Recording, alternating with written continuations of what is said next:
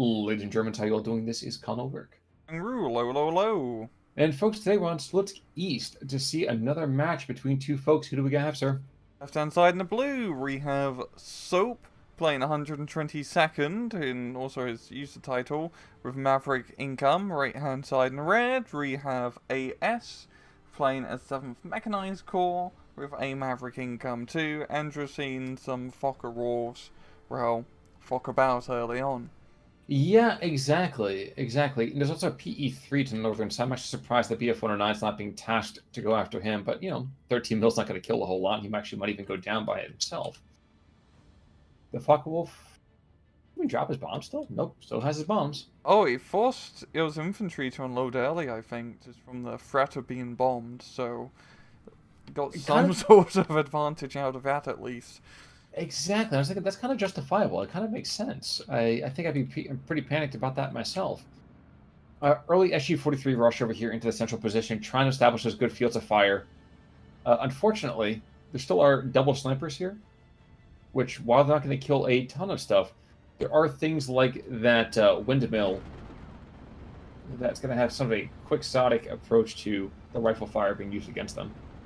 Seems like the machine guns are going to win out in this engagement and stress out the snipers, and still the bombers have not dropped their bombs. There we go. He's really rating last minute and then completely riffs it. Yeah, it's kind of one of those moments where you're like, dude, you spent all of that time and that's what you did with it? Whatever. Understandable, but whatever. Really intriguing usage here, because now look, we have a very early advantage being gained over here by the 122nd. Yeah, because a lot of the infantry is forced to unload earlier. We're seeing the 122nd infantry has meant to get a foothold onto that hill with not a whole lot of resistance. There could have been 2 or 3 more infantry squads stopping them, but now it's just one stroke of DP trying to hold the line like it's Pavlov's house. Unfortunately, though, there still is not a hefty amount of anti-tank material. Yes, there's a tank hunter squad, but this is an Su-76I that is able to kind of probably shut down a lot of, like the Pak 40 down to the south. They can start to engage the 45 mil, and that's going to be a bit of a problem for the 122nd. Indeed. Because it's either that or some of the more expensive Pak 43 options. Also, in case we kind of missed the opportunity to say so, northern side, check that out. We have ourselves a bit of a push. That's a really bit of a push. We got the SUs, the carrier, and just all the machine gun fire is doing a great job of stressing out our Pak 40. The infantry's coming on through. That's very effective. It certainly is, but there's still a Pak 43, which is, I think, going to be engaging the half trucks, and a bit of a mess there. 20 mils going down, though. What the heck killed that? SU-152, it looks like. I think he's going to try to sneak at SU-152 to deal with the Pak 43. It can be a dangerous engagement. Yo, actually, if AS wants to be cheesy, you can do the direct fire position cheese and just shoot, slightly out of range of the Pak 43 to stay out of range and just let the high explosive kaboom do the work. 88's going to get obliterated, though. Oh, you can just use airborne kabooms. I guess that's a valid strategy as well, and then actually move up the SU-152. Yeah, Pak 40 able to take that northern SU-76 in the flank. Unfortunately, he's also going to get flanked by SVTs here, so it's going to be not too pretty for too much longer. So checking back to the south, the early advantage is gone. There was an advantage that has now been not squandered, but it's certainly been not capitalized upon, let's say. Hey, he was pretty much held into that little corner of the forest. He just did not have the firepower, some tanks or, some more CQC infantry to rush on up. So now we're seeing AS get a good position here with some light vehicles and more infantry in a very good position. And if he was to get probably some artillery, he could stress out all of those Germans and a few Finns in there as well, and probably just retake that entire hill. That's true. And up the northern side, oh look, it's Airsats trooping. Your favorite, Khan? My favorite. But at least get some Sturm Pioneers to kind of light a fire under the backsides. Which, I mean, that's we talk about it constantly. These guys are there to take hits, just so that way the Pioneers don't have to. Stroke 3. What the heck is he trying to engage over here? Is he going after? He's going after the SU-152. Interesting. Gonna get those long-range hits off. Can definitely be a very worthy kill, because the SU-152 is pretty deadly against any and all of those anti-tank guns. Oh, to be fair, those anti-tank guns are also pretty deadly to the SU-152. It's a bit of a who shoots who first scenario. And in this case, stroke 3 is who kills first. Half-track decides that it's done with life and decides to show its flank to the stroke, and very quickly finds itself cured of that disease called living. Interesting also. So one of the things that I'm kind of noticing here is the 122nd doesn't have a whole lot of air power in the first place, but then again, neither does the 7th. So both sides, despite not having a lot of air power, been very, very free with using that air power. So it's a very curious kind of setup here. Yeah, I just want to make sure everyone has their fun early on, and then they'll all be grounded by C phase pretty much. It also makes sense to also use the air power earlier on, as there's less anti-air on the field. You know, that may be. But the PE2 here, I think, is going to kill that mortar. I say think because there's almost a literal ton being thrown at 3 dudes. And I'm pretty sure that guy's just going to completely landscape that sector of the world. Skadoosh. Yep. Tier mill is no more. I think it's just more of a matter of time till AS can push the 122nd off this hill. There's just not a whole lot of troops here, and we're seeing more reinforcements, and just having those half-tracks gives them a whole heap of extra firepower here. Especially considering there's not a whole lot of infantry anti-tank apart from the leader and the Panzerschreck squad. Yeah, which, while beefy, is not going to be enough. The Flammenwerfer is going to find himself dreadfully outranged, and that's going to just be a bit of a spot of death there, if you know what I mean. Yeah, I just think he didn't have the firepower appropriate to that situation. No, and that's kind of the issue of the 122nd, is that despite the fact that they have some really intriguing weapon systems, like I always love myself a SHU-42. I love seeing the PaK-43-88s. It's just that their infantry, in my opinion, just can kind of be a little bit lackluster. Yeah, and it's also, I think, just the lack of light tanks or vehicles for fire support is screwing them over, because just these half-tracks and SU-76s and other cheap vehicles from the Soviet end are just proven to be much more efficient. He only has like Stugs as his fire support vehicles, which are a bit expensive for town fights. True. Now there's a PE2 over here who's going to run afoul of a Flak Vierling and a 20 mil. May not get a kill necessarily, but he's going to probably need to change his pants. He's got 2 engines flaming already. The Flak Vierling doesn't get a kill, but like I said, quite terrifying. Interestingly, SU-152, another one being brought on in, and that is the breadth of what he's got. Though he's not being ridiculously aggressive just yet. I wonder if he knows there's another 88 there. I'd hope so. So would I. Because right now he is on basically that target ground hold fire nonsense, but he's pulling back over here. Yep, okay, so he might know that something's there, but he doesn't want to find out. He doesn't want to mess around and find out, so. I think AS is just a bit more content with just trying to re-secure the southern hilltop position, which is what he's doing. There's really not a whole lot, left to stop him. And if he can just secure that position, he's pretty much in a good position for the rest of the match. I mean, both are playing Maverick, of course, heading into B phase, so you can be a bit aggressive. But geography-wise, AS is doing quite fine. You know, we've been talking a lot about geography here. I think you're correct. I think, though, at the same time, there are moments that if you can make geography work to your advantage, like you see that 45 mil to the northern side of that southern position. If you can manage to drive in that space right there, yes, you can be theoretically engaged north of the river, but if you can drive into that little bit of that saddle, you can flank around that tree section and be rather deadly. So Oh I don't yeah. know. There's potential on both sides. Not good potential necessarily from the blue side, but regardless, there is potential. I'm trying to think what the blue side can really do in this position. I mean, in the central position, I mean, they sent an Earthset trooping up the hill, so they are just going to get annihilated.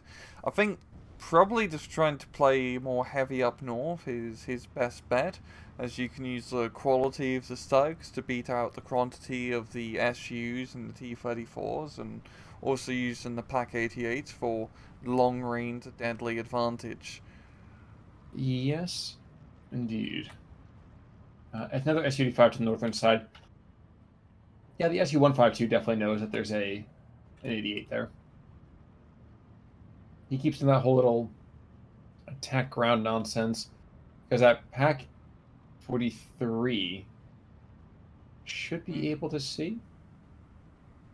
Well, that's gonna be a problem. Is he doing the fire position? Yes, Oh, he he's absolutely doing the is. fire position, cheese. He absolutely is. This is some SD44 shit right here. I love it.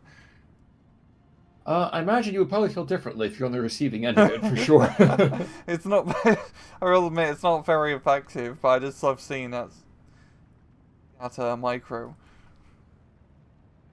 Well, and he's got a dozer being pushed on in so that we can maybe get eyes on to be a little more accurate here. Northern side, he heard you. He tried to be aggressive with it. The M2A1s, those guys can get taken out pretty quickly, and are get taken out pretty quickly by the 45 mil. If the Stoke 3 moved up, it's going to get killed in pretty short order, I feel, between the SU-122s and the SU-85s. Yeah, it's just a lot of SUs all over this match of all calibers and sizes, and we just have this little pocket here of AS's troops hold off against, well, a lot of these troops as well. I think the 122s, if they come in, can prove to be pretty clutch in this scenario. Well, and he's going to be able to probably, bloodily, but probably clear out that forest, though it will not continue to be easy for him. You need to get those Finnish Molotov troops up closer. Oh, absolutely. Absolutely. Seemed to be the case. Oh, good bombing. Wait, did he get the bombs off? He did not. Never mind it, not a good bombing strike. Stug goes down, and yeah, those SUs are still available. Actually keeping them in reserve. The 122s and 109s, not just committing them for a counter-offensive. I guess Pack 40. I guess he's actually, yeah, I see. Doesn't want to get blown up by anti-tank guns in the forest. True. The 122 is unmask its presence as it starts to engage the Pack 40 inside that forest. He knows he's there, and very, very definitively says hello. Oh, wow. Is he just fire positioning? No, he was actually attack moving. Hey. Wonder how he got line of sight. I think it was actually from the Strokies. So, no, never mind. Dozer? Maybe the Dozer somehow. Dozer. Oh yeah, Dozer. Yeah, that would make sense. And with that same bit, that's actually how the Stu-42 is being engaged. And 3 of those guns should be more than enough to take out the Stu-42. He's bouncing already. That's not exactly what you want to be doing when you have an assault gun of that particular frame being engaged. PE2's down to the southern side. I think he's sick and tired of getting hit by these flak Veerlings, but he's also hitting the infantry on the hill. This is going to be, I was going to say a Polish push, but a Soviet rush here, I think, to clear the 122nd for once and for all off of that hill. Yeah. And it's just a very terrible position for Soap to push. You could say it's an uphill battle, especially when using Ersatz trooping in an offensive role. PE2 goes down. We have actually another SU-152 engaging a Pack 43 in the center part of the map. And both guys, despite being able to theoretically to get enough bang for their buck to take out their opponents, are going to call it quits. Not so for the northern Pack 43, though. No, he's going to try his darndest, but he may be a little bit outgunned here. Does kill one, but he has taken heavy casualties for that one kill. Yeah, and just looking at a raw, just numbers comparison, that's not an even trade. Fine, you kill an SU-122, that's great, but it's not, an economic trade, let's call it. Oh, no, you need to be killing a little bit more. At least the one advantage through the 1/22nd, you do get a lot of those Pack 43s, and they are an insanely good anti-tank gun. I mean, they're like the best anti-tank gun in the game, power-wise. Hmm. But you can only really do so much with them. Especially in an open, I mean, you kind of have to use them in long-range open fields, but you can't be aggressive with it. It's not going to get you any flags. Unfortunately, at the same time, too, they can be counter battered, as you see here. The 76-2s halfway across the map are putting decently accurate fire down on top of it.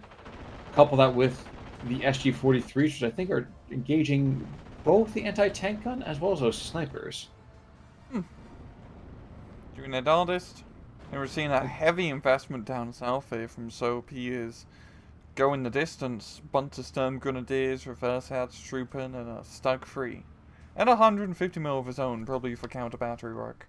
No, he's hitting the front lines with that bad boy. So he's being kind of plucky. I don't know pay off for him, but he's being plucky, and I admire that. Yeah, it's honestly a decent position to hit because it is a rather clumped and clustered location. It's also quite funny. I know you mentioned this before the cast. We haven't seen any off-map this week so far. Yeah, which is surprising because usually, you know how I feel about it. I like having the on-map artillery because I feel it's more dynamic. But I know at the same time too, if you really want that nice hefty push, you want to have that off-map to get to deliver a big punch here. Another thing too that we don't really talk very much about, the distance between the front lines and this on-map artillery, you're actually gonna get a lot better kind of clustering of shells. So yeah, clumped position in the first place, close enough, he has the radio, and he's close enough that he's not gonna get a lot of spread unless he legitimately is shifting and targeting, piece by piece. Yeah, and just having self-propelled guns is such a huge advantage because it's very easy to just relocate and not get counter batteried, especially when there's the counter battery option. You can just let the AI do it. You don't even have to micro it. True, and we actually are having the self-propelled guns. They're going to be engaging that 150 and probably killing it before too much longer. Yeah, he's gonna need to back off. Oof, he's not backing quick enough. Which leaves his infantry push dreadfully exposed. Airsuch Troopin very optimistically trying to go somewhere over than the first 20 meters of this hilltop. And Superiors are going to shut down that northern prong, I think. Yep, there they go. Yeah, some Grenadiers trying to come in, but you may have a fancy assault rifle, but a satchel charge doesn't really care. Nope, not when you have all those SVTs, not when you have TNT, and not when you have that Papa Shot. Them some better ingredients for sure. Sturm Grenadier, he's going to trade more or less favorably against the SVTs. Unfortunately, he took a lot of morale damage already from the Superiors. We're going to come back off their shock and catch them in the flank. And yep, Sturm Grenadiers get absolutely shellacked here. I don't know really what Soap can do. I'm not saying he's been cleaned up, but things don't look too squeaky for him right now if you catch my drift. Yeah, he does look a bit buggered. I mean, he's unloading a bunch of Sturm Pioneers off his hill. I think he may be trying to attack at one superior position, which would definitely be a good angle to try to approach from here. But still, it's a 16-8. Time is not really on his side as we're entering into C phase. And there's actually a lot of SU-76s on the map, and considering there's a lot of Soap's, powerhouse units are soft targets, that doesn't bode well for him. Well, we are seeing it right about now. Northern ones are engaging another not Flak 88, excuse me, a Pack 43. I get lost in the fact that Flak 88 and Pack 43 are roughly the same kind of weapon system here. But lots of firepower being levied their direction, and yeah, they can barely move across the open field without getting just pounded into dust. Yeah, he's attracting all sorts of attention there. Not the very favorable kind. The funny thing, too, is actually the Flak 38 that's coming around him, the SU-76s are actually errant enough, let's say. There's enough error behind it because they're not getting radioed in.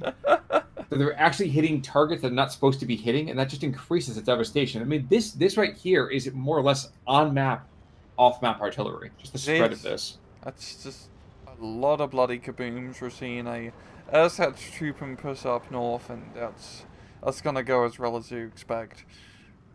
Yeah, the question is, how many single troops are going to die over here from the Soviet side. I mean, there's 19 guys right now. So I'm just going to watch as all the air/troopmen get absolutely obliterated by this. And I'm kind of curious to see how many... Okay, that's one. Never mind. Okay. Oh, we're not going to see it. Honestly, I think that was probably the correct thought here. I don't know that Soap would have been able to clean his way through the front lines with that. But I do have to doff my hat to him for the plucky idea that the 122nd is S tier. I'm just not sure what S stands for. Probably suck tier, I'd have to say. You know what? I was thinking that. Yeah. He probably could have played better if he pushed more up north. He really lost momentum. I mean, at early Fokkerov, I think just the unintentional unload was like really fun mind games, but he never really managed to take advantage of it as well as he could. He also just got very much stuck into CQC fights, where the 7th performed really bloody well, because they have all the cheap light support vehicles backing him up. If he could have used his Pack 43s and Stugs up north and just try to play the open field game and hopefully not get counter battery to death, would probably be his best angle of attack on that map. Well, yeah, and there's one more thing that we didn't really see a whole lot of. It was the SIG-33s. So we didn't get any of that more direct fire artillery, which probably would have been a good idea to bring in, certainly, if nothing else, to try to force that southern approach. Indeed. And it's just more big kabooms. So really, the Soviets would have run bringing in the big kabooms, and that's how you know you win. Just True. More high explosives. Unironically, that's the one cool thing about Steel Division. It's just, yeah, you may have a heavy tank, but they don't like high explosives still. True, which is a nice change. But looking at kills over here, you can kind of see the quality difference as we have a one strokey SVT squad. 1, 2, 3, 4, 5, 6, 7. Was that 8 right there? That's killing kind of everything nuts. in a bag of chips. Yeah, exactly. Just for he has SVTs, but just for a lowly rifle squad, not bad. Not bad at all. And SU-152s, SU-122s, taking out a hefty number of either weapons teams or Stu-42s, anything like that. On the flip side, Stroke 3. This is the one I think that was engaging material up north. They certainly felt his wrath. Taking SU-76, taking SU-152, and a half track. So, again, not super crazy. The 45 mil, that was the guy up north. Unfortunately, other than that, though, not a whole lot to cheer about unless we're talking about Dorn. No. But hey, I'd say kind of open and shut here. 122nd. Love the pluckiness. Love the optimism. Don't love the choice. But, yeah. Indeed. Any final thoughts, sir? No, I do not. Okay, well, folks, until next time, then, I'm Connell Work. Mangru, take it easy.